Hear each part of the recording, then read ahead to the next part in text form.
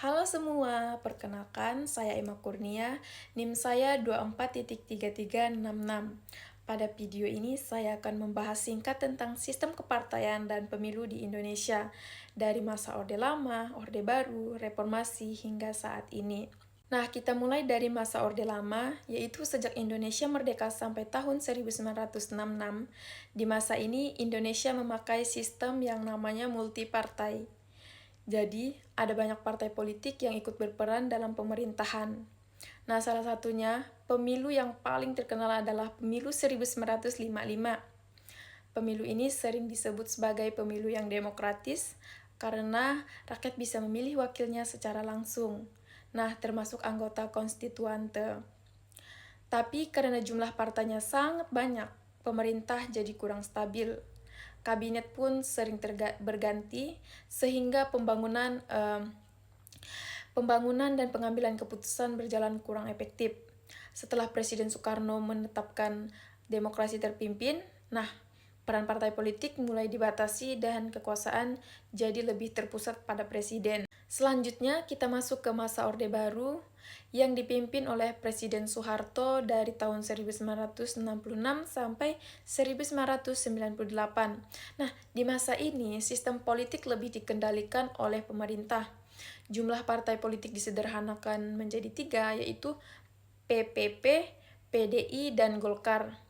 Walaupun pemilu tetap diadakan setiap 5 tahun, pelaksanaannya belum sepenuhnya demokrasi karena Golkar selalu menang. Pemerintah pun punya pengaruh yang sangat besar dalam proses politik, jadi persaingan antar partai tidak berjalan secara adil, akibatnya masyarakat jadi lebih terbatas dan kebebasan politik juga ikut dibatasi. Lalu kita masuk ke masa reformasi yang dimulai pada tahun 1998 setelah Presiden Soeharto mundur. Di masa ini, sistem politik di Indonesia mulai banyak perubahan. Nah, masyarakat diberi kebebasan untuk membentuk partai politik, sehingga jumlah partai kembali bertambah. Nah, pemilu 1999 menjadi awal dari pemilu yang lebih demokratis.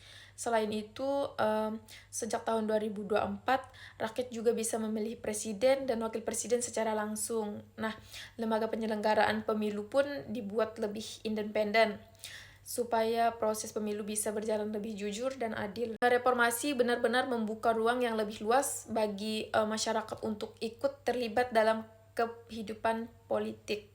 Nah, sementara itu sistem kepartaian dan pemilu saat ini masih menggunakan sistem multipartai. Banyak partai politik ikut bersaing dalam setiap pemilu. Nah, pemilu dilaksanakan secara langsung, secara umum, bebas, rahasia, jujur, dan adil sesuai dengan prinsip demokrasi. Masyarakat bisa memilih anggota DPR, DPRD, DPD, serta presiden dan wakil presiden. Meski demokrasi terus berkembang, masih ada beberapa tantangan yang perlu dihadapi, seperti politik uang, penyebaran berita hoax, rendahnya partisipasi sebagai masyarakat, dan masih adanya praktik politik yang lebih mementingkan kelompok tertentu daripada kepentingan masyarakat. Sebagai kesimpulan, perjalanan sistem kepartaian dan pemilu di Indonesia menunjukkan perbedaan yang sangat jelas antar periode. Pada masa Orde Lama, multipartai memberikan ruang politik yang luas, tetapi pemerintahan tidak stabil. Pada masa Orde Baru, jumlah partai dipersempit dan pemilu rutin dilaksanakan, namun kebebasan politik serta persaingan yang adil mulai sangat terbatas. Nah, kemudian reformasi membuka kembali ruang demokrasi melalui multipartai, pemilu yang lebih bebas, dan pemilihan presiden secara langsung. Hingga sekarang, demokrasi di Indonesia terus berkembang, tetapi kualitasnya tetap bergantung pada integritas pemilu, partisipasi masyarakat, dan komitmen semua pihak untuk menjaga agar suara rakyat benar-benar menjadi dasar kekuasaan.